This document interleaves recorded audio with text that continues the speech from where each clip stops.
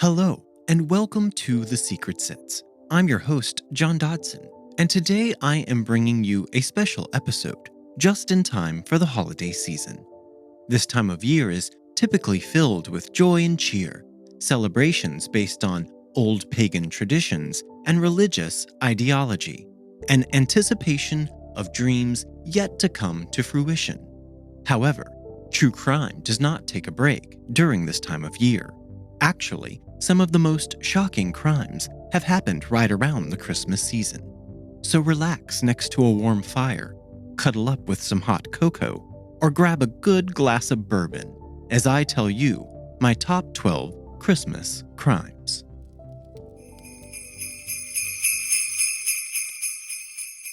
The Ashland Tragedy. Our first story begins on December 23rd, 1881, in a small town bordering the Ohio River in Ashland, Kentucky. In a small cabin-style house where 3 teenagers were having a sleepover. 2 of the children were 17-year-old Robert Gibbons and his 14-year-old sister Franny. Their friend who lived just next door was staying with them. Her name was Emma Thomas, and she was 15 years old. Robert had lost one of his legs in a freak accident when he was younger. The Gibbons parents were both away on this evening. Their father was away working in another town, and their mother was away visiting her oldest daughter. She was slated to return home the following day. The 3 youngsters were fast asleep when 3 assailants entered the home. Emma's mother had peered out of her window earlier in the evening and had seen that the lights in the cabin had been extinguished for the night, and she believed that the kids had headed off to bed. But then, later in the night, the sight of flames erupting from the cabin startled Emma's mother back into consciousness. An alarm about the fire was raised. Neighbors rushed to help, but it was to no avail. The bodies of all 3 adolescents were found inside of the cabin. It appeared that all 3 teens had been murdered by blunt force trauma, and the murder weapons were quickly located in the cabin, an axe and a crowbar, still covered with the victim's blood and hair. It was also concluded that both of the girls had been savagely raped. Arson had been used as an instrument to cover up the hideous crimes. As dawn broke and Christmas Eve began, word of the gruesome murders spread throughout the small town. After a few days of investigation, George Ellis confessed to the crimes. He also implicated William Neal and Ellis Craft as his accomplices. In one of George's confessions, he claimed the following. A few evenings prior to the 24th, I met Craft, who stated he was going to see Fanny Gibbons and take her some black candy, and that he was going to have intercourse with her, and he wanted me to come along. About midnight, the fatal night, we all started, Craft, Neal, and myself, and when we got to the house, Craft raised the window with an old axe and stepped in first. Neal followed, and I stayed behind on the porch, and afterwards I went in. Robbie was the first aroused and started to get up when Craft said, "You had better lie still." Craft then went to the bed where the 2 girls were sleeping and began to take improper liberties with them. Robbie said, "You had better stay away from there," when Craft hit him with the axe. He fell back on the lounge, then plunged forward and fell fully 6 feet from the bed under the stairs where he was found. The girls screamed when Craft jumped on the bed, and they both said, "George Craft, what are you here for?" Emma also started to jump from the bed when Neal choked her and pulled her onto the floor. She fought him, and I held her while he outraged her. Neal then struck her on the head with the big end of the crowbar, and she instantly died after throwing up her hands.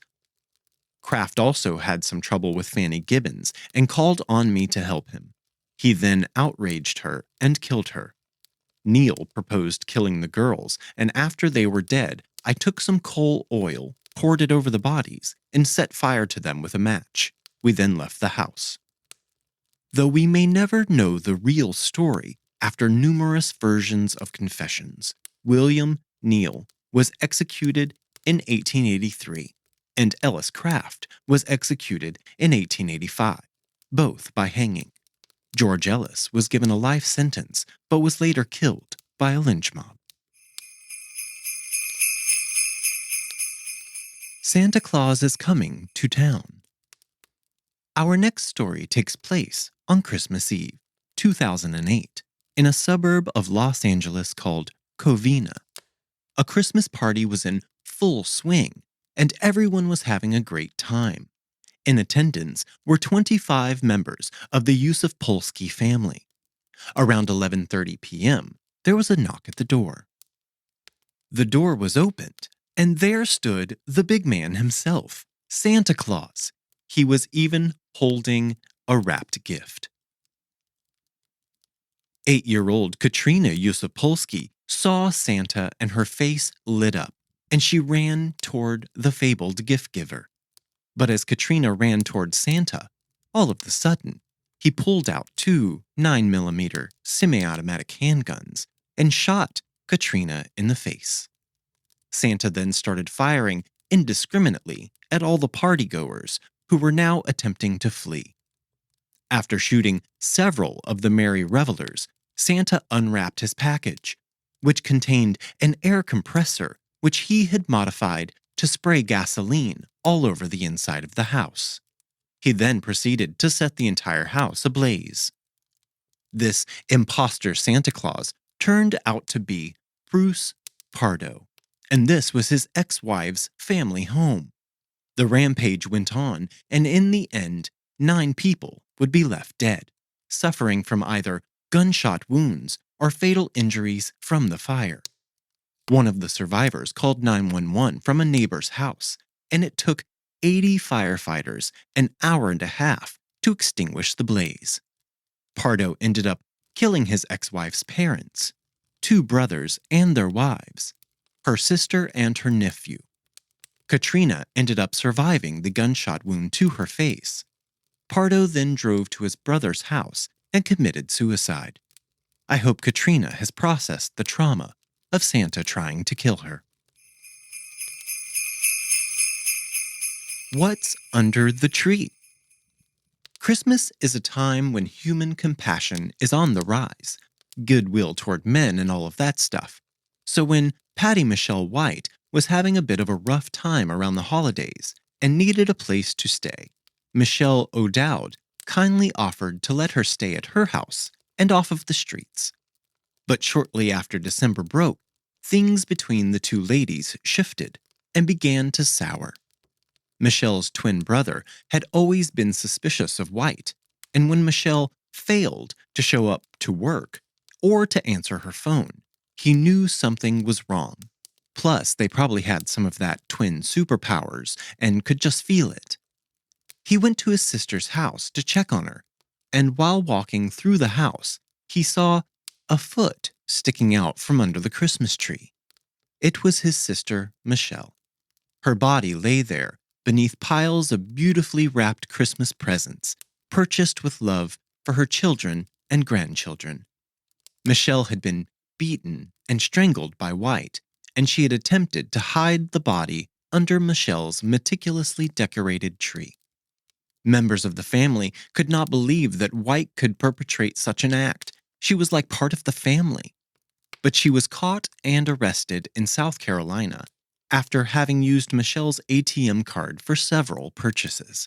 White was sentenced to 45 years in prison for her crimes. Snapped. The holidays are always a stressful time of year. There is so much to get done, and sometimes people just snap. On Christmas Eve 2013, in Gulf Breeze, Florida, William Brandon Aydelott snapped. He was home with his mother, a popular teacher at the Gulf Breeze High School, where William also attended school and was a star baseball player. William used his baseball bat to batter his mother and then proceeded to use a kitchen knife to repeatedly stab her and then cut her throat. A 911 tape released reveals it was Sharon Aydelott's estranged husband who found the brutal murder scene inside of her home. William was located a few houses away, and he easily confessed to the murder. William described the murder of his mother very matter-of-factly, and with a smile on his face explained every detail. He said he had been angry because his parents had placed him into a rehab program because they mistakenly thought he was on drugs. Detectives asked William how he felt about killing his mother, and he simply replied, "Like I did the right thing." Despite his demeanor and the savagery of his crimes, he was found not guilty by reason of insanity after psychiatrist Dr. Robert Scott Benson testified he suffered from schizophrenia. He claimed that in the moment of the crime, the teen believed he was doing the right thing, as he had had auditory hallucinations commanding him to kill his mother. The psychiatrist also told the judge that he would be a danger to society if let free. William was ordered to be involuntarily committed to a state mental hospital. His case is to be reviewed periodically, and although the state attorney's office is said to oppose any effort that would take place to release him, he technically could be a free man in the future. A picture is worth 1,000 words. In 1929, a family portrait was something typically reserved only for the wealthy. So shortly before Christmas, when Charlie Lawson decided to take his family into town to sit for a photo, it was quite a surprise. Lawson got the entire family together, his wife Fanny, who was 37, along with their 7 children, Marie, Arthur, Carrie, Mabel, James, Raymond, and little Mary Lou, who was just 4 months old. The gaggle headed to town, where Charlie surprised his family even more by purchasing each member of the family a brand new outfit to be worn while they sat for their portrait. The family, I'm sure, was delighted. And then Christmas morning rolled around, and the day turned into afternoon. Carrie and Mabel began preparations to head out to their aunt and uncle's house. They walked out of the house and across their land, but just behind the tobacco barn, a shot rang out. Charlie had shot each of his daughters with a 12-gauge shotgun. He then bludgeoned the girls to ensure that they were deceased. He then hid their lifeless bodies inside of the tobacco barn. Charlie then returned to the house and shot his loving wife Fanny, who was out on the porch. Marie heard the shots from inside of the house and began screaming. The 2 youngest boys, James and Raymond, began attempting to hide. Charlie then entered the house and shot Marie, then found and murdered the 2 boys, who had hidden. Lastly, Charlie went to the baby crib and beat the 4-month-old baby to death. Charlie then walked out of the house and into the nearby woods. He remained in the woods for several hours until he finally ended his own life. The only survivor of this familicide was the couple's oldest boy, Arthur, who Charlie had sent on an errand just before beginning his rampage. When the family was found, they had all been positioned with their arms crossed over their chests, and a rock had been placed under each of their heads. Keep your friends close. Everyone celebrates the holidays differently, but in Dayton, Ohio, a group of young adults decided to participate in a Christmas killing spree to mark their holidays. These 4 individuals were all members of a group calling themselves the Downtown Posse. The name could use some work. In the early hours of Christmas Eve, Marvallous Keene, Heather Matthews, Laura Taylor, and DeMarcus Smith started their murderous spree by killing Joseph Wilkerson, who believed the group was joining him for an orgy. Hey, everybody celebrates differently. The group tied Joseph to his own bed with electrical tape, and then he was shot twice, once in the chest and once in the temple.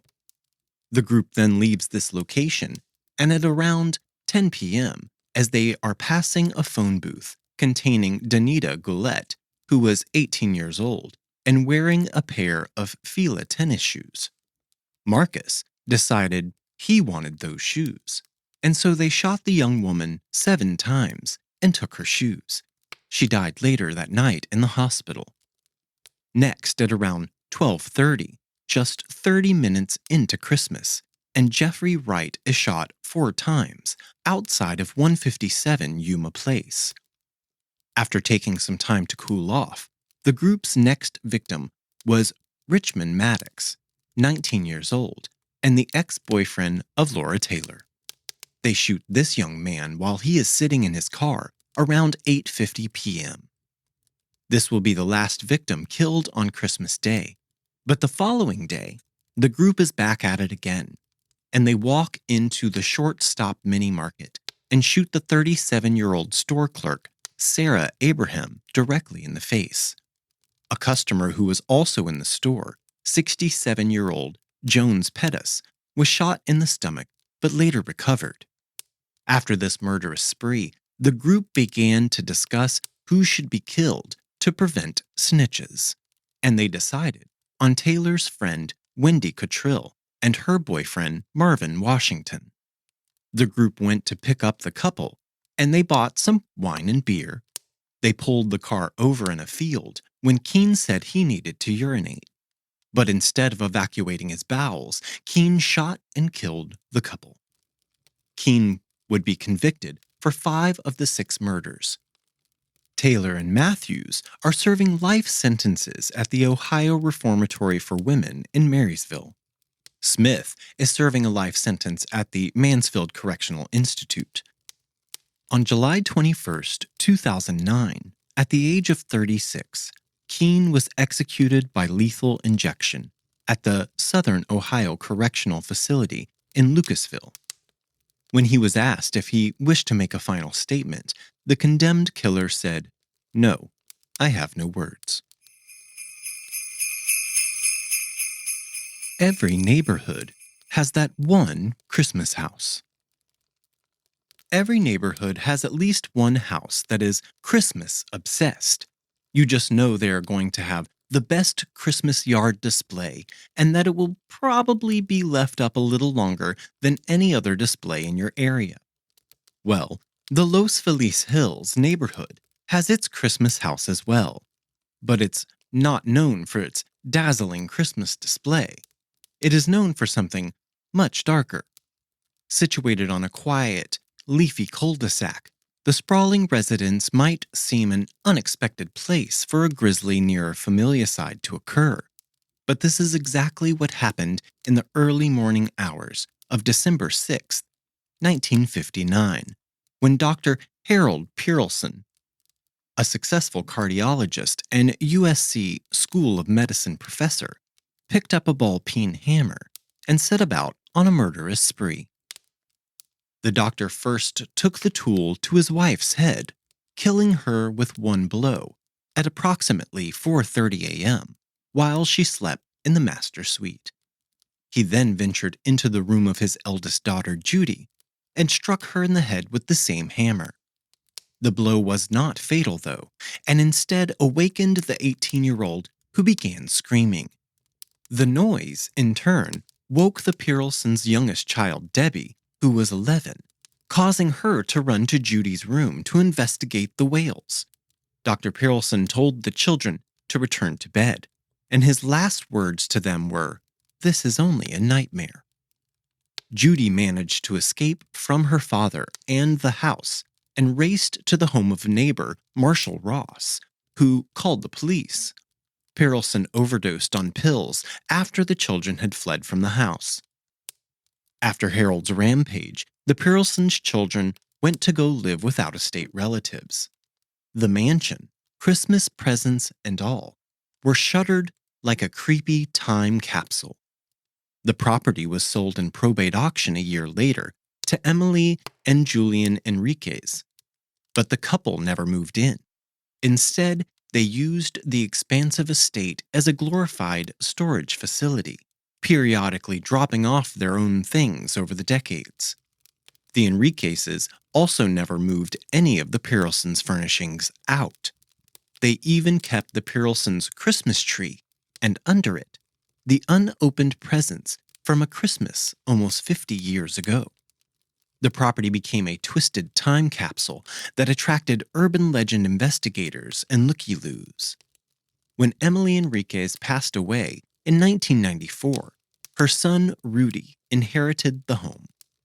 Like his parents, he never moved in and did not maintain the mansion.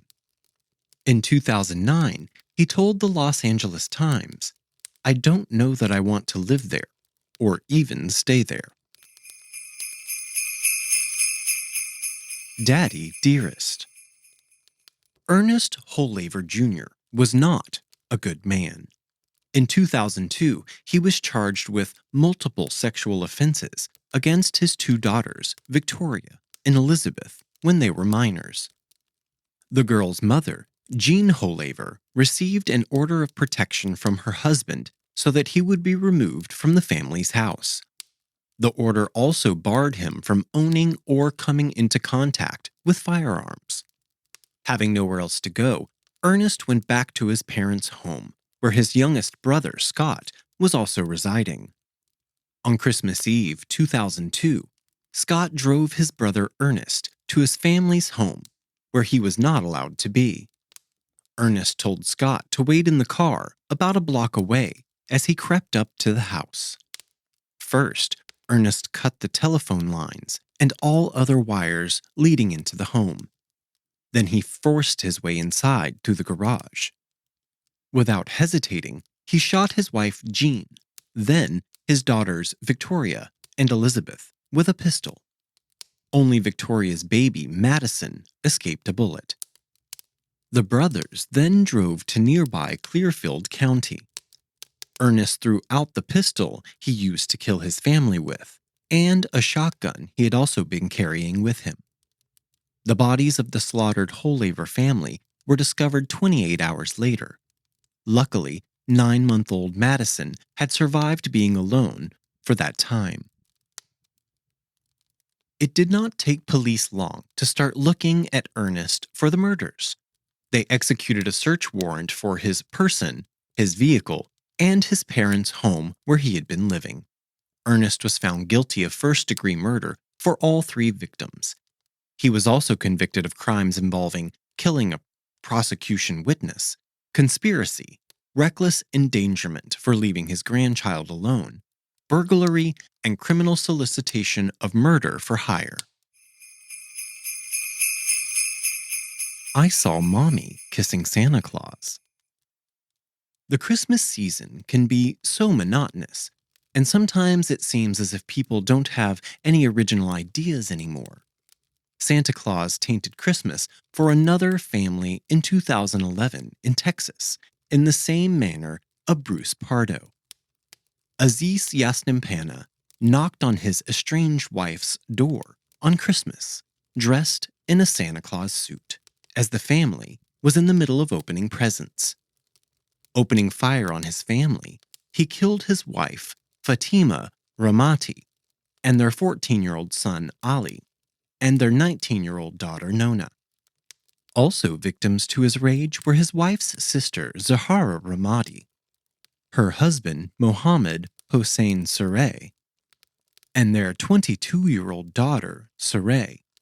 At some point before all of the slayings finished taking place, someone had called 911 from inside of the apartment. After spreading bloodshed and committing the murders, Yasnimpana committed suicide. When the family was found dead by police that Christmas morning, wrapping paper lay scattered throughout, with opened and unopened presents splattered in blood. To add a chill to this tragedy, the last text Sarah Zurey would send would be to her boyfriend, where she expressed annoyance at her uncle in his Santa ensemble, saying, "Now he wants to be all fatherly and win Father of the Year because he fucked up before." A Christmas Rampage. December 28th, 1987. Ronald Gene Simmons walked into a law firm in Russellville, Arkansas, and shot dead a receptionist who he was infatuated with, but who had spurned his advances. Then he went into the office of an oil company and shot 2 executives, killing one and injuring the other. He then drove to a convenience store and former place of work and shot 2 more people who would both survive. Finally, he would do the same in the Woodline Motor Freight Company, shooting and wounding a woman. He then sat down and waited for police to come arrest him. The spree killing rocked the state, but the murders were merely a bookend to Simmons' evil festive period. 6 days previously, he had shot and strangled his wife, 2 sons, and 4 daughters. And it doesn't end there. Simmons then sat in the house amongst the bodies for 4 days, leaving only to visit a local bar. On Boxing Day, 9 more relatives turned up to visit the Simmons family, including Ronald Simmons' grandchildren. All would be killed. In total, he took 16 people's lives that Christmas. On the 25th of June 1990, then Arkansas Governor Bill Clinton signed Simmons' execution warrant, and he was killed by lethal injection. The gift of giving. Now, I did not want this true crime Christmas countdown to be a total bummer. So for this story, I wanted to talk about the lighter side of Christmas crimes, perpetuated by the big man himself. On January 5th, 2015, Randy Lang entered the Monterey County, California branch of Buffalo Wild Wings, determined to distribute some last remnants of holiday cheer. He claimed to be Santa Claus, and he was dressed the part, and Santa brought with him a duffel bag that allegedly contained 5 football-sized amounts of pot, weighing in at over 2 pounds. The faux Santa accosted customers and told them that he had brought presents, placing samples of pot into their confused, chicken-greased hands. Employees also received an unwelcome Christmas bonus when Lang filled their tip jar with a hefty brick of weed. Unfortunately for Lang, the recipients of his gifts did not react joyously. Police were almost immediately called. When they arrived, Lang was calm and congenial. Police Sergeant Nick Borges recalled, "He said he expected to be arrested for doing this at some point. Sounded like this was not his first time. It was just surreal." Lang was charged for furnishing marijuana, further bolstered when police searched his home and found another 2 pounds of cannabis. An American beauty queen.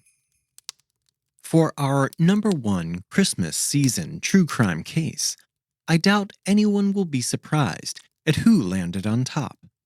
Although many forget that John Benet was killed on Christmas. But if you think back to the police investigation videos, you will remember the house decked out in full Christmas regalia. John Benet was 6 years old in 1996, and I was in my freshman year of college. She was known to almost everyone as an American child beauty queen. Her family's home was in Boulder, Colorado. The morning after Christmas, John Benet was missing, and a long, handwritten ransom note was found in the home. Her father, John, found the girl's body in the basement of their house about 7 hours after she had been reported missing. She had sustained a broken skull from a blow to the head and had been strangled. A garrote was found tied around her neck. The autopsy report stated that John Benet's official cause of death was asphyxia by strangulation associated with cranial cerebral trauma. Her death was ruled a homicide, and the case generated nationwide public and media interest, in part because her mother, Patsy Ramsey, who was herself a former beauty queen, had entered JonBenét into a series of child beauty pageants. The crime is still unsolved and remains an open investigation with the Boulder Police Department.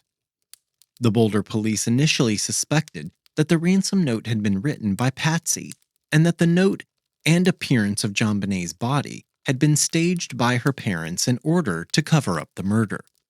In 1998, the police and district attorney both said that JonBenét's brother, Bert, who was 9 years old at the time of her death, was not a suspect. JonBenét's parents gave several televised interviews, but resisted police questioning except on their own terms. In October of 2013, unsealed court documents revealed that in 1999, a grand jury had recommended filing charges against the Ramseys for permitting the child to be in a threatening situation. John and Patsy were also accused of hindering the prosecution of an unidentified person who had committed the crime of murder in the first degree and child abuse resulting in death. However, the DA determined that there was insufficient evidence to pursue a successful indictment. In 2002, the DA's successor took over investigation of this case from the police and primarily pursued the theory that an intruder had committed the killing. In 2003, trace DNA that was taken from the victim's clothes was found to belong to an unknown male. Each of the family's DNA had been excluded from this match. The DA sent the Ramseys a letter of apology in 2008, declaring the family was completely cleared by the DNA results. Others, including former Boulder Police Chief Mark Beckner, disagreed with exonerating the Ramseys, characterizing the DNA as a small piece of evidence that was not proven to have any connection to the crime. In February of 2009, the Boulder police took the case back from the DA and reopened the investigation. National and international media coverage of the case focused on JonBenét's brief beauty pageant career, as well as her parents' wealth and the unusual evidence found in the case. Media reports questioned how the police handled the investigation.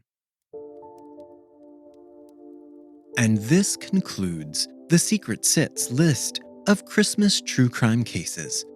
We hope that you enjoy your holiday season no matter how you celebrate, what you celebrate. Hell, even if you don't celebrate anything, we support that too.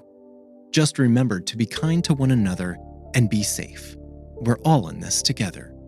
The Secret Sits is researched and written by me, John Dodson. Audio engineering by Gabriel Dodson. Podcast logo art provided by Tony Lay.